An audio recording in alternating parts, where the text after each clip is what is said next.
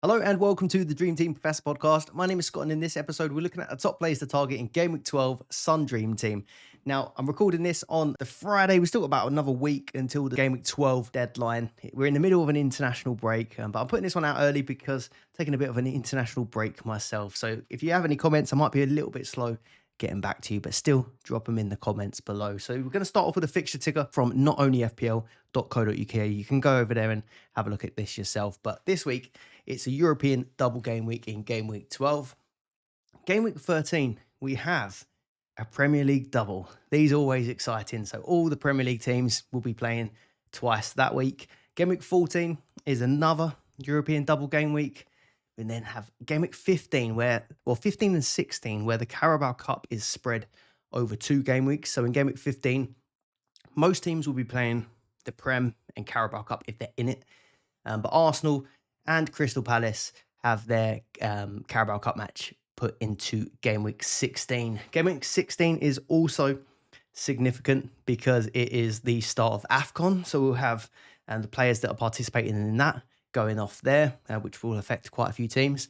And then it's not on the fixture ticker as much as I'm showing on the screen, but we also have Premier League double game weeks in Game Week 17 and Game Week 18. So Game Week 13 is looking quite significant, and there's a lot of talk around it because where it's a Prem double, it's quite a good opportunity to play a booster potentially, but there are other opportunities in Game Week 17 and 18. So I do advise you to go over to notonlyfpl.co.uk and have a look at this yourself, because we are entering a period where there is so much football to look at. So in terms of fixture volume, who's got the most fixtures coming up? So it's 10 matches in 5 game weeks for Crystal Palace. So they're leading the way in terms of fixture volume in the sort of longer term.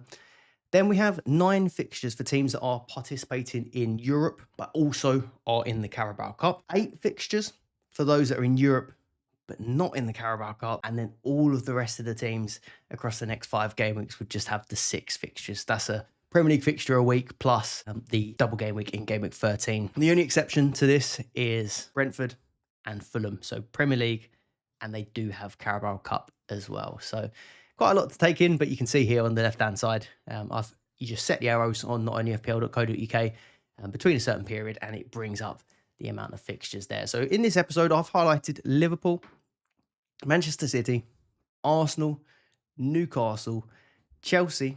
I'm going to cover Man United as well, actually. I've not ticked them here. They are getting a bit of interest with that double game week in Game Week 13. We've got Aston Villa, Spurs, Crystal Palace, and Nottingham Forest. Another one I'm going to chuck into the mix as well is potentially Bournemouth. Now, the reason why, similar to Manchester United, they've got a nice Premier League fixture this week, a nice double in Game Week 13, and then Bournemouth is not so good in 14, but Man United still have a good fixture in 14 as well. So they're going to be on here as well. Liverpool this week, Nottingham Forest at home and PSV at home. So it's looking like a nice entry point if you did want to bring in a Salah if you trust in him, or pick up some of their other attacking assets, Gakpo, Ekatike, maybe Szoboszlai, or even a defender like Virgil van Dijk. So Liverpool high up on the list, but the downside is where they had the poor result last week, pretty much all of their players are on a drop for Game Week 12. So there's an opportunity to go on there, take a drop on them, and have them before everyone else. Or you can wait one more week, see how they perform in Game Week 12, and then pick them up for a bit of a discount in Game Week 13. That's how I'm feeling at the moment about them. Manchester City, so they're on a decent run again. Obviously, good result against Liverpool. They've gotten a tough away match against Newcastle, followed by a home game in the Champions League against Bayer Leverkusen. I think City are going to be really interesting going into this one. As an Arsenal fan, I'm fearing them a little bit at the moment. The fixtures are looking really good for them longer term. Arsenal, home double, Spurs in that North London derby, and then Bayern Munich in the midweek game. Managed to bag a ticket for that one, so really excited to watch that game live, although Bayern always do bring back some bad memories. Newcastle City at home, which is going to be tough, but their home record is pretty good this season, and then Marseille away from home in the Champions League. Chelsea, it's a bit of a mixed bag for them going into this, so Burnley away looks good, but it's followed by Barcelona. After that, they've got Arsenal at home, followed by Leeds. So in an ideal scenario, you want to kind of pick up that Burnley match and the Leeds match. Maresca loves to rotate, and there's a good chance that maybe in one of those easier looking fixtures, there is rotation preparing for the tougher games of Arsenal and Barcelona. Man United, just a home single against Everton this week, but Crystal Palace and West Ham in that Prem double the week after looks pretty good. Aston Villa, I think, start a nice fixture run here. So it's Leeds away from home and Young Boys at home in the Europa League. And then game week 13, Wolves at home and Brighton away. So I think they look good in the longer term. Spurs, I've ticked them here, but I really don't like the look of their game week. Arsenal away, PSG away. It doesn't really get much harder than that at the moment. Crystal Palace, they're the ones with the maximum fixtures. Longer term, it's Wolves and Strasbourg, both away this week. And they're just looking good. I've got so many of them on my team. How many have I got at the moment? 1, 2, 3, 4 Crystal Palace players in my team currently. And there could be more added in. So feeling quite bullish on Crystal Palace at the moment. And then Nottingham Forest. It's not a great week for them. It's Liverpool away from home, and they're probably going to be on the end of Liverpool sort of anger after that Man City fixture, and then it's Malmo at home in the second, which looks okay. And then lastly, I'm going to touch on Bournemouth in this episode. So West Ham at home looks like a nice single, followed by Sunderland and Everton in a double game week in game week 13, which again, not as easy as it looks, but they do have some interesting players. Let's look at some players to target from each of these teams. But before we do, please do leave a like on the video, subscribe if you're not already, and as I mentioned before, drop a comment below if there's anything you have questions on along the way. So first, I'm going to start off with Crystal Palace. So it was a 0-0 in that game against Brighton. It was actually quite a good game. I had a triple Crystal Palace defence going into this one. So 0-0 was a decent enough result for me, but it was a bit of a stressful watch. I don't like relying on clean sheets to get your points, but I'm sat here with a 5 at the back at the moment, so I've experienced it a bit at the moment. So yeah, Brighton single 0-0. Most fixtures in the longer run, so it's double game weeks all the way through to game week 18. And the defence is looking pretty good. So 3 clean sheets in their last 4 matches. Second most clean sheets in the Premier League so far. And they're third for total goals conceded. So looking like a pretty solid defence. And the reason they're appealing is, other than really Munoz, and they're a pretty reasonable price defence to get entry to. Lacroix, I went for him weeks ago. And he's been kind of beat by every other Crystal Palace defender for quite a while. Maybe other than Richards. Gahey has kind of left him for dead over the last few weeks in terms of points, but the last few he's finally been delivering. Got a goal and an assist, I think it was the week before, and this week doing well again. He's played every minute of every possible game this season, so really, really nailed. 1 goal, 2 assists for the season. I think he's a really solid pick, and he's going to get a 0.3 rise this week. So I think Lacroix, still a really, really solid pick. Henderson, it's not a bad game week to maybe swap your keeper. Roths, I mean, I was a bit early making that Roths change. He still went on, I think, and got a couple of hauls after I sold him.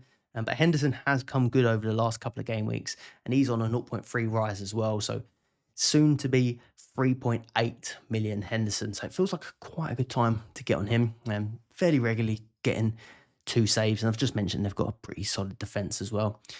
Munoz, I've not been particularly happy with him since I've bought him in, but I'm not going to be too reactionary with him because he's got previous. I think the last couple of seasons that he's been in the Prem, he's been fantastic for tackles, attacking threat, and even earlier in the season, he was absolutely smashing it. But the concerns seem to be that, I mean, I watched this game and it looks like they're playing through the other side of the pitch a little bit more, and I don't know whether Munoz is maybe a little bit tired, finally feeling the effects of playing so many minutes and so many games. But it just seems like he's a bit less involved, and he's, I think got 2 tackle points over the last 5 matches when start of the season, absolutely smashing tackles. No attack in return in those games either, and just 1 shot on target across that last 5 as well. So yeah, slight concerns that maybe he's tired, or they're just, giving him a little bit of a breather and letting Mitchell do a little bit of work on the other side rather than have to completely rest him. But yeah, hasn't been so impressive over the last few weeks. Mark Gahey, so I mentioned he's been really, really good recently, but he did miss the last game. Canvot came in for him, bruising of the foot or the ankle, I think it was. But he did get called up to the England squad. But I feel like I've seen that he's either been recalled or going home from the England camp. So I did put hold on to Gehi if he ends up playing for England, but it doesn't look like that's going to be the case. I think Gehi probably is going to be a sell going into this week, and even just switching him to a Lacroix, I don't mind. Don Philippe Mateta at 4.7, so I think I'm possibly going to buy him this week, even on a zero point 0.2 drop. I'll do my team update at the end, and I forgot to mention there will be timestamps below if you want to skip around different teams, or just skip it out and go to my team update at the end. But I think you should carry on watching. I'm thinking about buying him on a zero point 0.2 drop. A lot of people have got him in early, and I must admit, watching that game against Brighton, I felt like maybe I was a little bit lucky. He had a big miss. He always seems to play like really strong minutes, and six goals, 2 assists. He's having a decent season. So, yeah, I want to get him in my team sooner rather than later. He's one of these strikers that does seem to be on it so far this season. So I think I'm going to bring him in probably this week.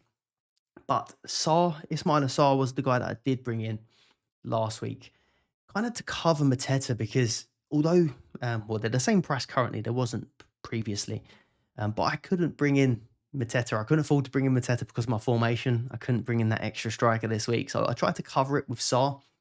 He did only get the 4 points this game week, but 7 goals, 1 assist. He was really close to getting an assist for, I think it was a Mateta shot. So I think both of them are a really, really good option for this game week. I do have the preference, even though I've got Sarr in my team, I would rate Mateta more highly than Sarr if you had to pick one. That's probably because the pens, really, in general. Sarr has got one more goal than him, but I think over the course of the season, Mateta will end up with more goals. Yeremy Pino, 3.5. Now, he did get a bench in after, which surprised me. I went back and looked. I think it was 12 consecutive starts, but his minutes have been a bit iffy this season, going off after sort of 60, 70 odd minutes quite regularly. So I don't mind the move, possibly moving Pino to a Matty Cash, or another one I quite like the look of, and I'll come on to City in a minute, but is Nico O'Reilly. So only 2.9 million. He will be getting a price rise. It's not ideal. He's not nailed. Pep Roulette can always kick in, but he's playing a lot of games and looking really good in midfield. So, or from defence-based midfielder in the game. So I don't mind that switch if you wanted to kind of spread funds elsewhere, if you wanted to move away from Pino this week. Those fixtures looking pretty good as well for Palace. So it's Wolves away, Strasbourg this week. I think maybe it'll probably be a bit soon for Wolves to have a new manager bounce, I think. So I think that's still going to be a good fixture to target. Game week 13 now. Man United have obviously improved this season, but I think at home I still fancy Crystal Palace in that game week 13 fixture. And then it's Burnley away from home in the second. So I think that's a really, really good double again in 13. And then Fulham and Shelbourne, who I don't know much about in the Europa Conference League. But again, on paper, looks pretty decent. And Palace don't seem to rotate too much. So I think they're pretty good fixtures for the next 3 weeks at least. Liverpool next. So it is the start of a good fixture run for Liverpool. They were picking up a bit of pace with that 2-0 win against Aston Villa and then the 1-0 win against Real Madrid. But they really were outclassed, I think, in that game against Manchester City. A really good game to watch and a really good game for the title race. But City did look a level above, I think, in that game. So game week 12, Nottingham Forest at home, PSV at home. You do expect that Liverpool will win both of those. And I must admit, you probably do still think it. Looking at some of the fixtures further away as well. So West Ham away in 13, Sunderland at home, 14, Leeds away, and Inter in the second fixture in the Champions League. So I think all of those games do look good on paper for Liverpool. The question we will have is, do we go this week and take the price drop? It's one of the flaws of Dream Team, in my opinion. Or do you just have this week, pick out who seems to be performing next week, because there aren't really any standouts at the moment, and then get them in place for game week 13. But you could end up missing the points in game week 12. It's really hard to weigh up the points now or the price changes, but I think the drops do look pretty harsh, and not only FPL has got the predicted price changes on there as well, so do check that out. But Salah, to start off with, is projected to drop 0.2 this week, bringing him from 6.8 potentially to 6.6. He's on 5 goals, 3 assists. And I do think this fixture run looks good. If he's ever going to bounce back, this looks like the run that it could happen. But do you trust him on current form? And do you think he's worth even 6.6 on current form? So in that game against Manchester City, again, I'm watching and trying to see some signs of life. And I didn't think he was fantastic. He still isn't the Salah of last season. He did take a corner, or the corner for the Virgil van Dijk disallowed goal, which is quite surprising. You don't see him take corners that often, I don't think. So, I mean, if that goes in, maybe it's an assist and we're feeling a little bit differently, but all of his attacking returns haven't been entirely convincing. Goal bonus in game week 13, though. If you'd looked at game week 13 as a potential goal bonus week, there's no way you would have looked at that at the start of the season and thought, I'm going to go into it without Mohamed Salah. Which, do you still bring him in for it if you're playing it? Or do you look elsewhere to one of Gakpo or Ekatike potentially? So I've not fully decided. I'm trying to set up my team to leave the door open, so I'm kind of flexible for either routes if I do choose to go there. But currently, I don't think I've been fully convinced enough to get Salah in for it. Gakpo and Ekatike, let's cover them. Gakpo at 4.7 and Ekatike at 4.4 are both dropping 0.3, which is going to make them really nice prices, actually. Ekatike at 4.1 would be nice, but there are minutes and starts concerns for both of them. So Ekatike started in that striker spot, but was subbed off after 56, which isn't good. And then Gakpo benched again for Florian Wirtz on that left-hand side. I think Gakpo's probably been their best performer in those attacking positions, so does feel a little bit harsh. Again, I can't move on either of these guys, I don't think, without seeing, firstly, does Ekatike get better minutes than that this time round? And we're going to wait and see what sort of role Isak plays in the international break, if any, because that could affect Ekatike as well.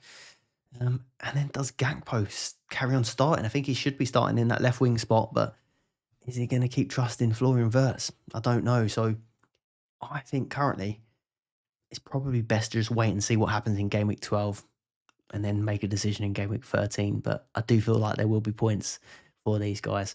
Virgil van Dijk at 4.7. He's going to be dropping 0.3. And I think I'm quite interested in this. So if you can get Virgil van Dijk at 4.4, he's going to start pretty much all of these games, I think. And at 4.4, I think that's a good price. I've got a Calafiori in my team. I think he's at 4.1 now. If he's 4.4 Virgil van Dijk, that gap is well worth it, I think. We saw attacking threat in the Man City match where he had the goal disallowed. And I think he's on 2 goals, or that would have been his 3rd goal of the season if it had counted. So I think Virgil van Dijk, even on a goal bonus, potentially could be good. Conor Bradley at 3.2 has been someone that's been interested in me, especially if I am going to take a route where I go for Salah. That price point does make it easier. But he's picked up his 4th yellow card, which means he's one off a suspension, which could be annoying. If he picks up a yellow in game week 12 and you get him in, that means he'll miss the West Ham match in game week 13, and you'll only have him for the Sunderland one. It is a risk, but the price point's not too bad if you do decide to go there. Szoboszlai at 5, he's going to be dropping quite a lot in price as well this week. I think that 4th yellow is probably enough to make me skip him. I don't want a 3.2 Bradley picking a yellow and missing a game, but if you're spending 5 million on Szoboszlai, I think that's a little bit too risky for me. On to Manchester City. So their fixtures are looking good, I'd say, after this week. Newcastle away looks a really, really tough one on paper, although if you weigh up how City have looked recently and how Newcastle have looked recently, you would fancy Manchester City for it. But you just know that Newcastle do turn up in these big occasions. So, be a good game to watch. That second fixture, Bayer Leverkusen at home in the Champions League. At the moment, I'm fancying City to beat anyone at home in the Champions League. So, I'm not concerned about that. Then game week 13, Leeds at home, Fulham away. That's the one that's, I think, making goal bonus potentially look like a good option, just because the Leeds fixture at home looks so good for an in-form Haaland. And then game week 14, Sunderland and is it Real Madrid, I think? Yeah, away at Real Madrid. That's going to be a fun watch. So, Manchester City, what options they got? So, it was their first clean sheet in 5 games, but they are 4 wins on the bounce. We have to talk about Doku at 4.3. So, that match against Liverpool was the Doku show. 11 ppm, so really close to getting maximum bonus. And you just knew it from watching the game. He was just constantly skinning the fullback. cutting inside and looking a bit better in terms of shooting as well. He's always been really, really good for like, dribbles, and that's what gets him his bonus. But the end product is never always there. But really, really nice goal from him. So 14 points. He had 3 shots on target during the game, and that's his 3rd goal of the season. So 3 goals, 5 assists. He's now 7th overall for points on the game, and the highest scoring midfielder as well. And he's had 6 double-digit returns. So he did have a phase where he had a couple of bench-ins, a couple of disappointing matches, and I know a lot of people did get frustrated and selling. Ben from the Dream Team Tonic podcast as well, I know that he knew that this was the case. He'd said before that he was kind of a bit like Mahrez in terms of being streaky, but when it happens to you, it's really frustrating, and then you want to sell him. And then he goes and has a run like this. I think if I had him, I would have done the same. Got frustrated, sold him. He's having a good season. I think this is the best we've seen of Doku. So I don't think that's a bad buy going into this run. Even on a goal bonus, he is showing signs of shooting a bit more regular. So I think Doku, decent option at 4.3. And if he's up against Trippier, that could be a long day for him. Haaland, so only blanked twice all season.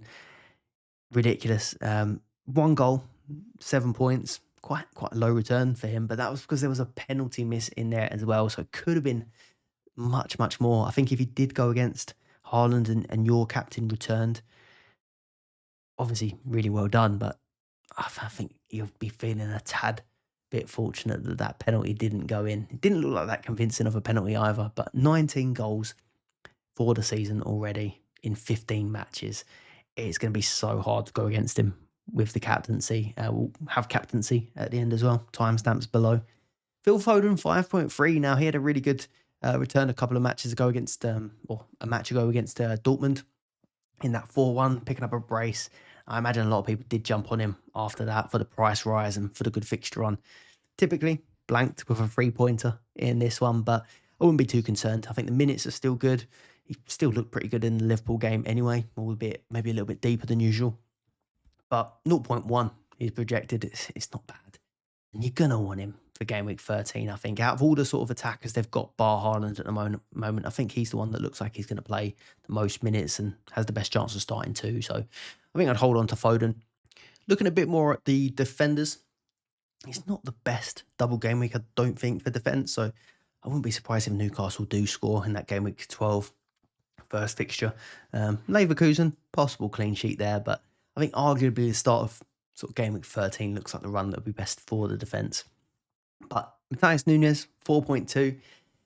I had him in one of my, I think, videos at the start of the season, picking out players that I thought could have potential, but he didn't really end up starting at the beginning of the season. I think, was it Rico Lewis might have played more minutes than him, and he wasn't really that involved. But since he did come into the team, he's been pretty reliable at that right back position. He's picked up an assist for the Haaland goal, 11 points in this one. Doing okay for bonus, but it just seems to have a bit of attacking threat. 1 goal, 2 assists. It's not crazy, but he's looking like he's starting a string of games and looking pretty good at 4.2 million. So I quite like Matthias Nunes for this run. Nico O'Reilly, he isn't down as a defender, which is really frustrating. Like Lewis Skelly last season, he's involved in a load of clean sheet matches, doing well for a load of different metrics at Scory Points and Dream Team, but he's missing out on all the clean sheet points at the moment. But at 2.3 million, I am starting to think that he is decent value, even as a midfielder. So he's 1 goal, 3 assists now.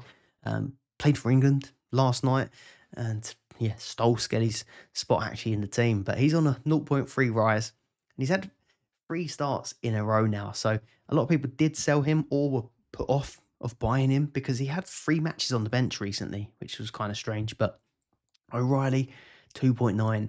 I think if it enables you to sort of do bigger things elsewhere in your team, I think it's a quite good buy. On to Arsenal. So that unbeatable clean sheet run has come to an end. So Sunderland were the team to do it. They've been really, really impressive this season.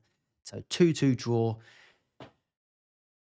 Disappointing one, but again, it's not too bad of a result. But yeah, maybe a bit of fear factor for other teams has been lost with that 2 goals conceded because, yeah, it was a pretty remarkable run keeping clean sheets. So, Arsenal defence, even though they did concede against Sunderland, I think the fixtures are still good enough to hold on to them. Tottenham at home, Bayern at home, 2 really tough fixtures, but we saw from the start of the season in those hard fixtures, I feel like the Arsenal defence is a bit more switched on. They're really, really fighting to keep those clean sheets, and maybe they did take their foot off the gas a little bit against Sunderland, or yeah, drop a level maybe at the back that had them conceding goals. But I still think it's absolutely fine to hold on to the key men like Gabriel, Timber, Raya. Although I am considering selling Calafiori. Now, I didn't mind holding him for the single game weeks when they were more favourable singles. But now it could be Tottenham for Calafiori in game week 13. If he only plays the Prem game, it could be Chelsea away. In game week 14, if he only plays the Prem game, it could be Villa away.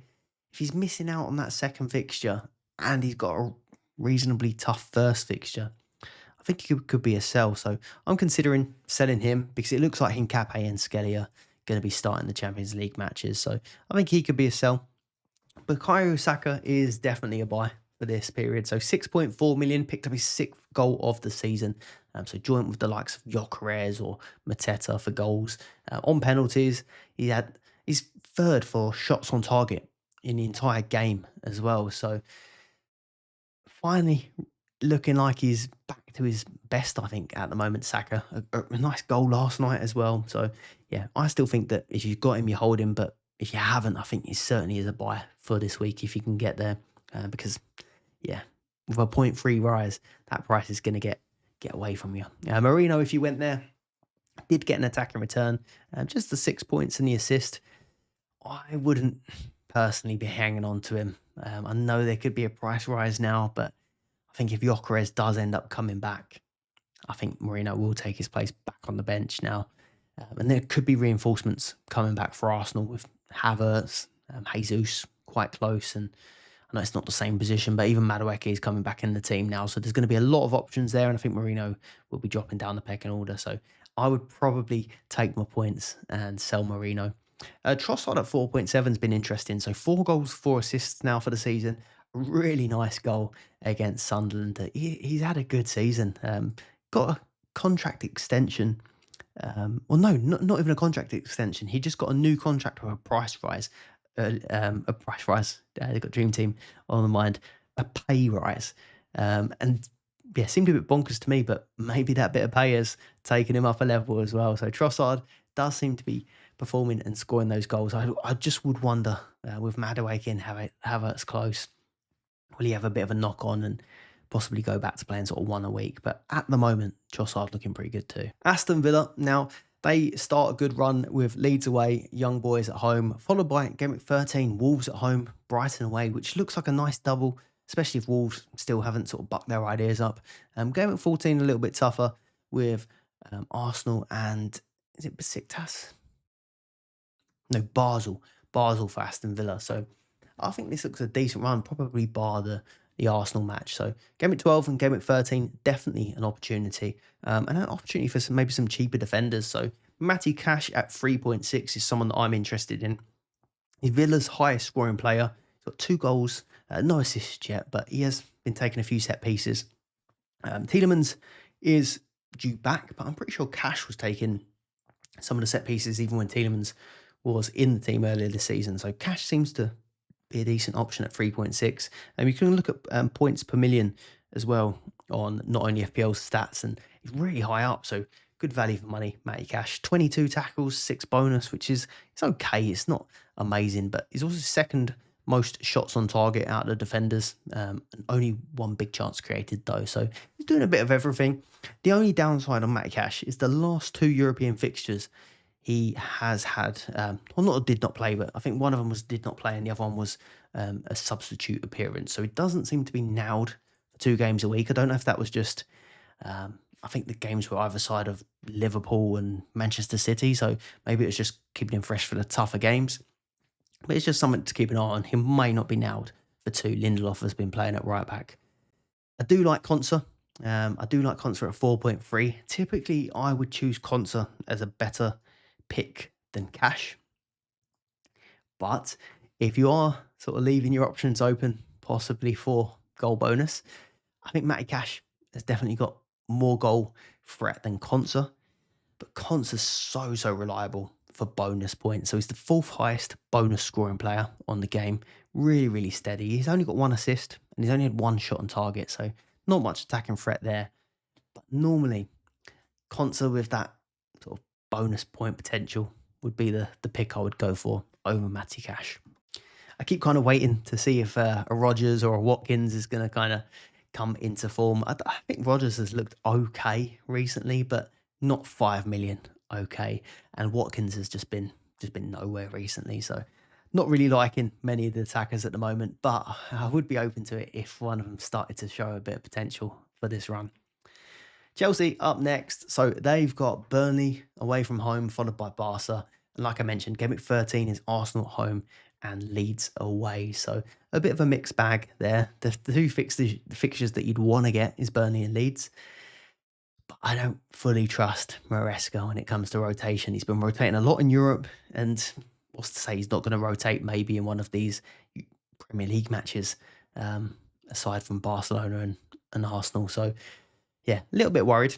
Cole Palmer is rumoured to be potentially back for Game Week 12. I've seen the Burnley fixture spoken about, but I've also seen Barca spoken about. So nothing concrete yet, but that will have a knock-on effect on some of these players. João Pedro got his goal in this match against Wolves in the 3-0. I was watching it as someone that brought João Pedro back into their team. And I must say, I wasn't particularly impressed with him in this match. He did get 10 points. He did have 2 shots on target. I wouldn't say he was heavily involved, but I think if Palmer does come back into the team, Pedro is someone that I think is still safe in their position. There is always a bit of a worry with Pedro going and playing for Brazil in the international break. Will he be back in time for the Burnley fixture?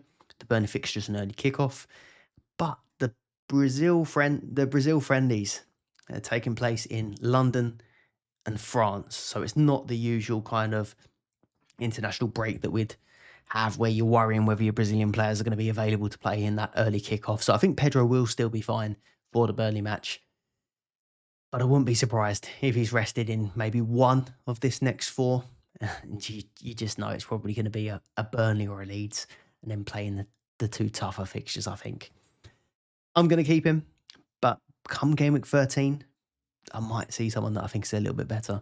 Garnacho at 3.9. Now, a few of you asked me in the comments about Garnacho last week, and I wasn't keen. I'll be honest with you. His minutes weren't great. His starts are kind of limited to 1 a week, but hold my hands up against Wolves. He was fantastic. He got 2 assists in that game. Probably could have had more. There was a really nice ball from Enzo to Garnacho, which he probably should have put away as well. Really solid game. So I hope I didn't put anyone off of him. 2 goals, 3 assists for the season. But again, I don't see him starting every single game. He's probably going to be a 1-week player. Neto at 3.9. I feel a bit more positive about his minutes and kind of starts. But again, 3 goals, 2 assists for him. 3 bonus in this match against Wolves, and does have pretty good bonus potential. He's on 12 bonus points now for the season. So I would prefer Neto over Garnacho. But yeah, I don't blame anyone for choosing either of these. Not a bad price.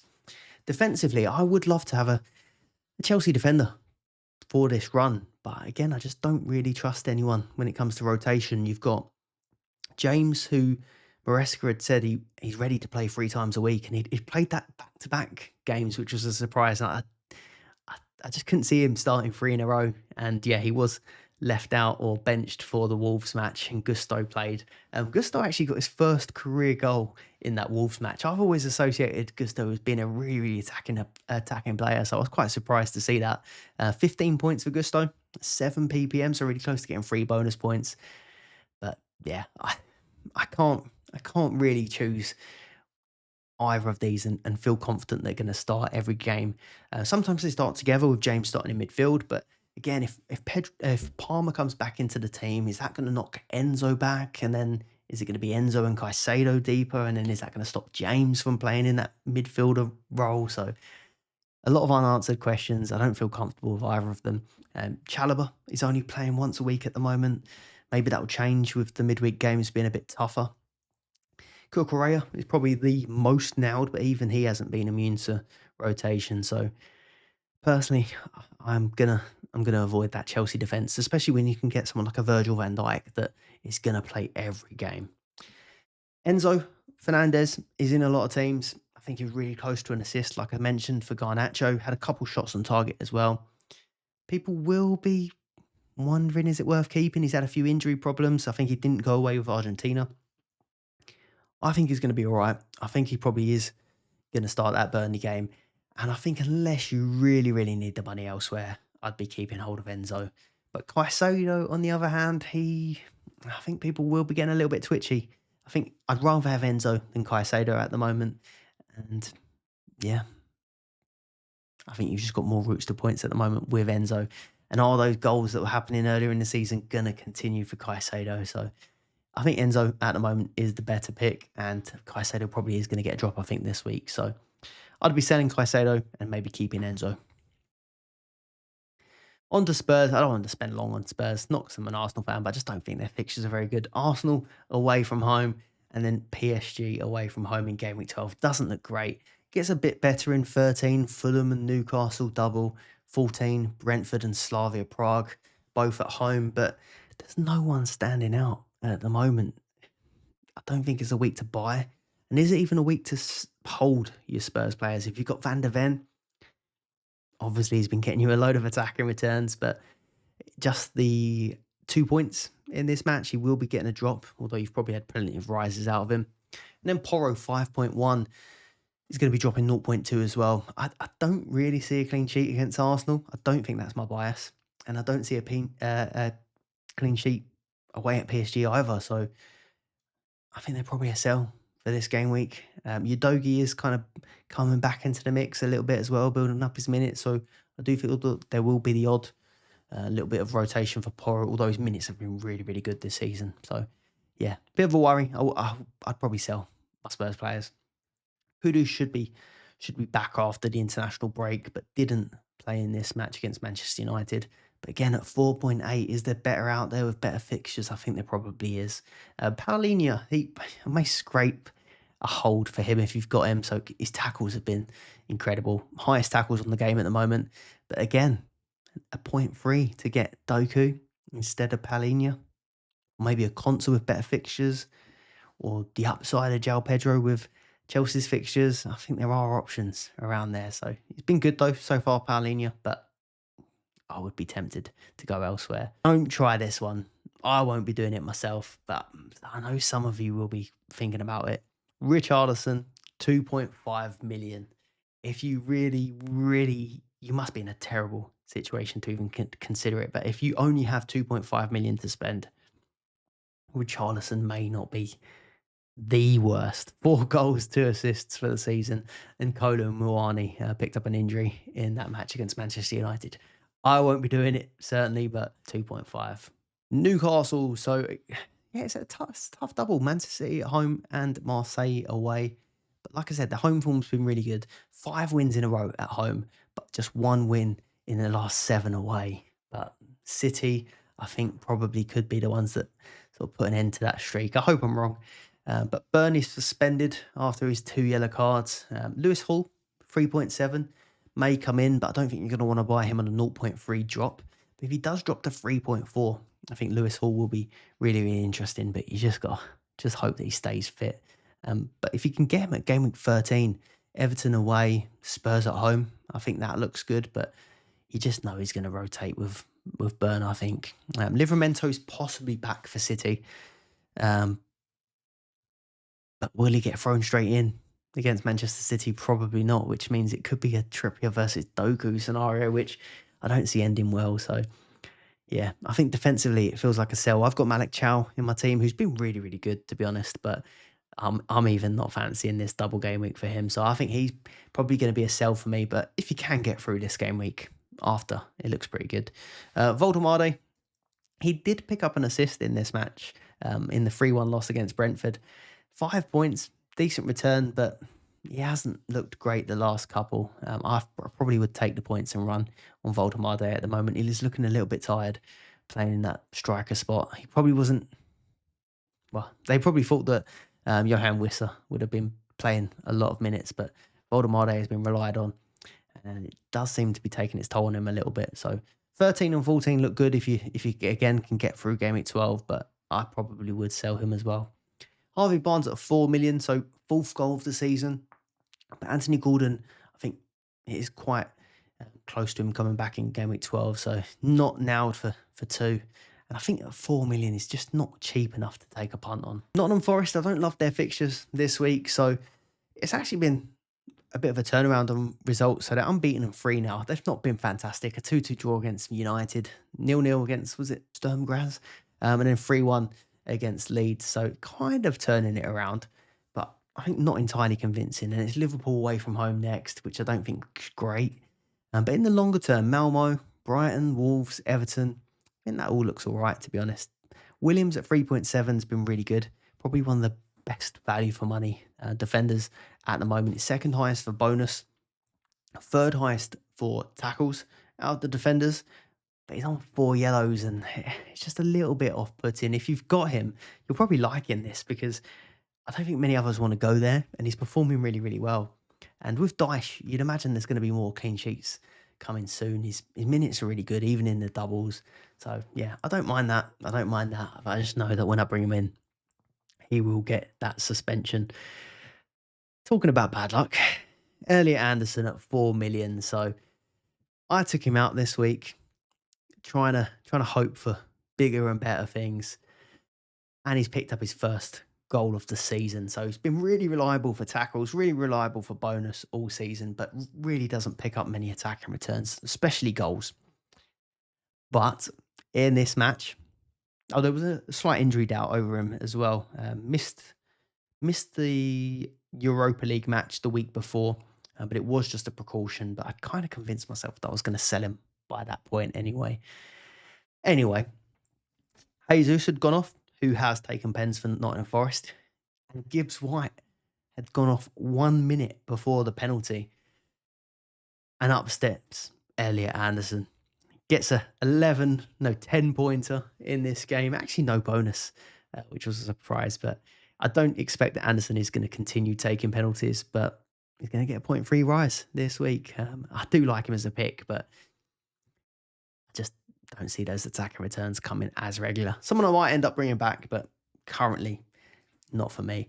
Gibbs White at 4.2, though, looking pretty interesting as well. So 11 points in this match. Did grab a goal, his third of the season. He's on 3 assists as well, so not a bad return for him. Another 0.3 rise. And I think if you are building towards a goal bonus, I don't think he's a bad option. I think he will be above Anderson in that penalty pecking order. But again, game week 12, don't particularly think it's a great week. United, so I won't be picking United players this game week, but I know a lot of people do still like the single game week players because you know they're going to start every game. They're going to get good minutes every game. And there is a double in game week 13 coming up. So Man United have looked a bit better. They had 3 wins on the bounce. The poor guy couldn't cut his hair still, though, because he had to win 5 on the bounce, but still unbeaten last 5. A 2-2 draw against Forest and 2-2 draw against Spurs. But Brian Mbeumo had a really good season last season on Dream Team. He's having a really good one again. 6th goal of the season, 1 assist, and he had 5 returns in his last 5 matches. So I can see why people are interested. He's getting a 0.1 increase or projected increase, taking him up to 5.9 million. So I do really like the player, but I'm not keen on spending 5.9 on a single game week for game week 12. And the way I'm looking at it, so let's just say this week he got 9 points, got an attack and return 9 points. That's a decent enough ceiling, I think, that you'd expect from a player. But can I pick up a player around that sort of price, or even cheaper, that I expect to get 4 or 5 points per game to cover that? Like a Declan Rice, I'm pretty certain every game he's going to get 4 or 5 points, and then I'm pretty certain he's going to start twice a week. It's like he's almost matching that one attack in return, but not necessarily even doing very much. So That's the way I kind of see it. I know Mbumo's got a really, really good ceiling if he does go off, but I think I can cover it in the singles. But game week 13, Crystal Palace away, West Ham at home. By all means, I think that's a really nice double to get him in for. And then if you have to hold him for game week 14, Wolves away, it's not the end of the world either. You can see him doing well in that match. The only thing that could be a bit of an issue, but it's still a little bit of a way away, is in game week 16, there's obviously AFCON, and he will be going away from that. So just have a check and see how many players in your squad are already moving, and make sure you've got enough transfers to deal with it. And then Bournemouth, same scenario really as Manchester United. So nice single, home to West Ham. A nice-ish game week 13, double game week of Sunderland away and Everton at home. And then game week 14, though, Chelsea at home, not the best. But again, Bournemouth do hold their own against these top teams. So Semenyo at 4.9 million. Similar reasons to Mbumo. Really, really solid pick. Does really well even in the singles. Did miss a pen against Aston Villa, but I think he's a solid pick. And if he had scored that pen, people would be looking at him more this week. But it looks like he's going to drop 0.3, which could bring him down to 4.6. Now, 4.6 compared to a 5.9 Mbumo. I think I'd favour Semenyo, to be honest, in that game week 13 double if I was choosing between the two. 6 goals, 4 assists for Semenyo. He's on penalties, we think, as long as he keeps them after that miss. So I think he's decent enough. But if you wasn't so keen on spending that much money on a player from a Bournemouth, but still wanting players in, I think Tavernier at 2.8 is really, really good value as well. 2 goals, 1 assist for the season. He's on corners, even scored a corner earlier this season. And that's pretty good minutes as well. So Tavernier could be a bit of a bargain. You got Evan Nilsson is back now. So Krupa Jr. is not starting games. Evan Nilsson will be back in at 2.9. That's a decent price, but it does take up a striker spot. And then Kluivert, he has only got the 1 goal this season, but we know he's got a banger in his locker. So if you are looking for a cheap enabler at 3 million, I think he's a decent pick as well. And even Senesi at the back, 2.8.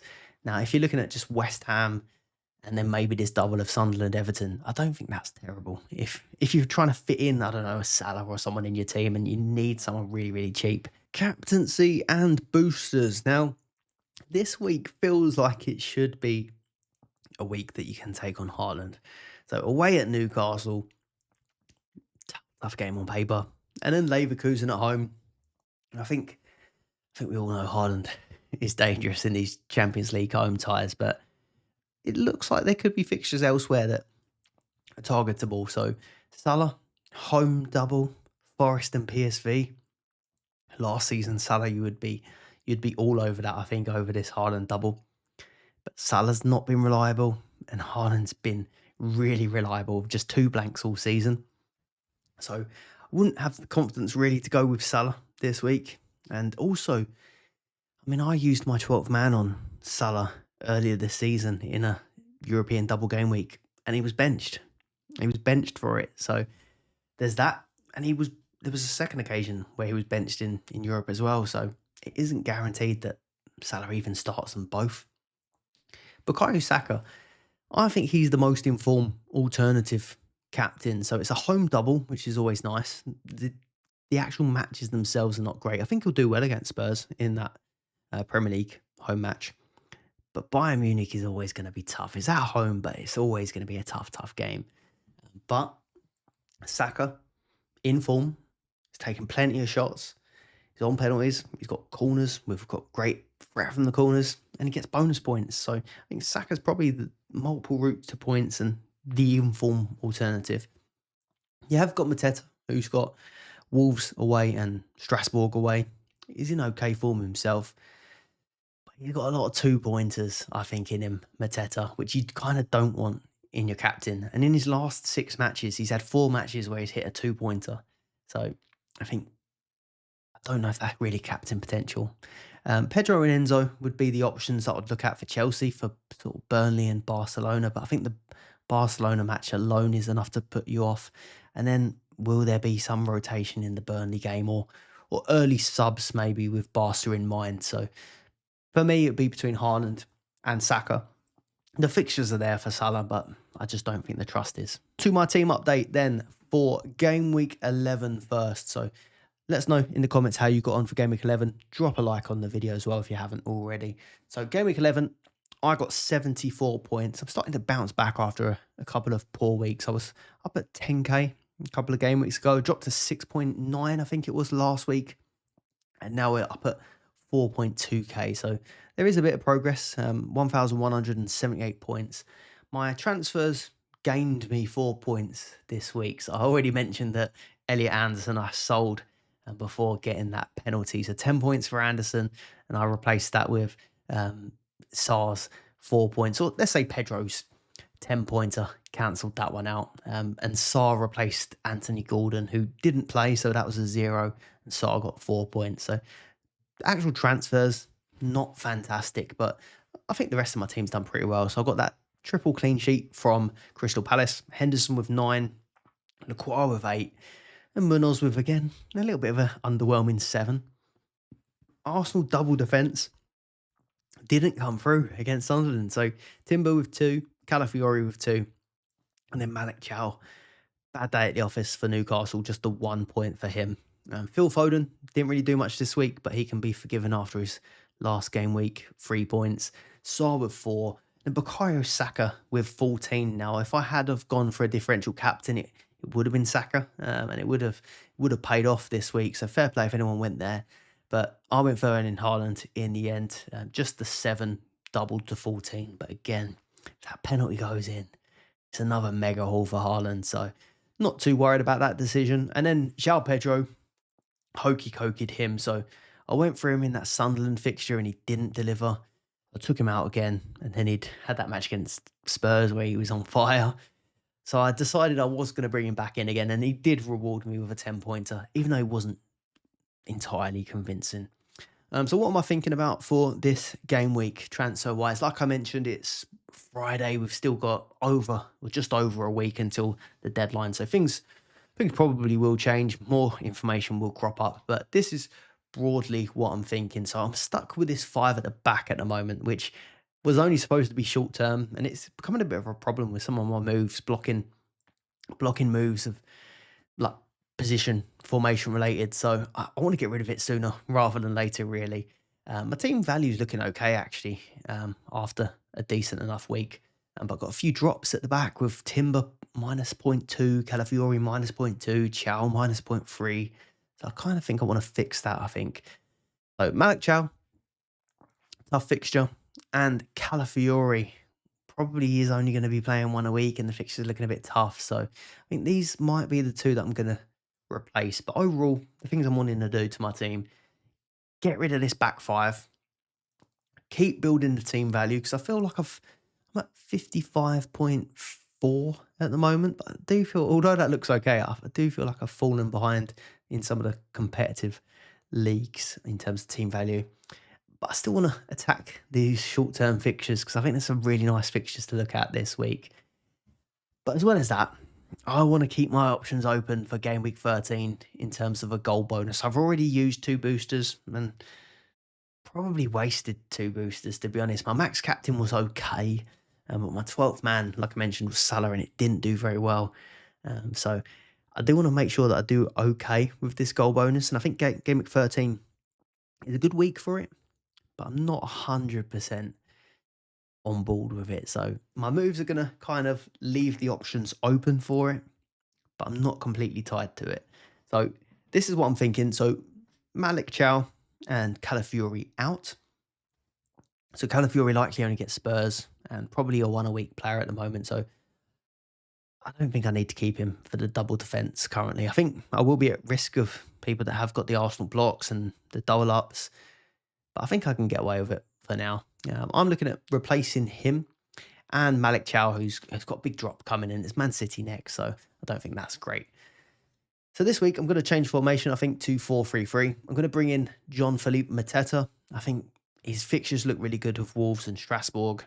Even on a 0.2 drop, I'm not too concerned about that because I think he's going to be a really good long-term hold. On penalties, good goal threat. I think it's 6 goals. And he's also very highly owned around me as well. So it's taken a bit of that risk away, but I think he's also a really, really good pick if I am looking to get more goals in the team. So I think he makes a good third striker here. Happy with that move. It does only leave me 3.6 million for my next player. So I'm going to opt at the moment for Matty Cash at 3.6. He's on a price rise, so he's helping me build budget. Kind of counteracts bringing in the point 0.2 drop as well from Mateta. I think the fixtures are good for the next 2 weeks for Aston Villa. There is that downside if he doesn't end up playing in the European fixtures, but I think it's decent enough. And if I do want to play goal bonus, we know he's got a long-range shot in his locker. He's had 2 goals already this season. He's got a lot of attacking threat, and I think Villa are starting to look a bit better. So I think he's a decent enough option for the price. Not perfect, but I think he's good enough. Looking sort of like longer term, that leaves me pretty flexible, really. So the team would be Henderson, Lacroix, Timber, Cash, Munoz, Foden, Sarr, Saka, Haaland, Pedro, Mateta. I'm giving Haaland the armband for now. I think that's where I'm going to go with it. But this is my longer term thinking. So with all the sort of Liverpool players dropping in price, I think there'll be a good pickup in Game Week 13. I'm thinking I could possibly do someone like a João Pedro to Lacroix. João Pedro and Lacroix out, and that would give me 8.8. That would let me fit someone like a Semenyo and an Ekatike if he's looking good. There's plenty of other options around the price as well. But that would set me up quite nicely, I think, if I did want to play the booster. The option is also there if I wanted to bring Salah. So I've kind of been moulding this team a little bit to give myself a route to Salah if I really needed to. It would have to be Munoz, probably, or Timber. But more likely Munoz, which is not great because he's got a lot of goal threat himself. But if I bought Salah in for Munoz, I'd have to find 0.9 somewhere else. So, yeah, that makes it a bit tougher. I'd probably have to lose that off of João Pedro as well, potentially, because I'm already on 3 up top as well. So, difficult, but not impossible, I think. And maybe Connor Bradley would be an option there, dropping Pedro down to Bradley in that scenario. But, yeah, at the moment, I don't think Salah's doing enough to be in there. And I do think maybe a Gakpo or Ekatike could be the way if I am looking to play it. But we'll see. Getting ahead of ourselves, it's still only Game Week 12, but they are my early transfer thoughts. If you've enjoyed the video, please do leave a like, subscribe to the channel if you're not already. And like I said, I am going to be away, but the Dream Team Tonic podcast is going ahead as usual next week. So do head over to the Dream Team Tonic podcast, listen to that one, and I will see you on the next one. Bye-bye.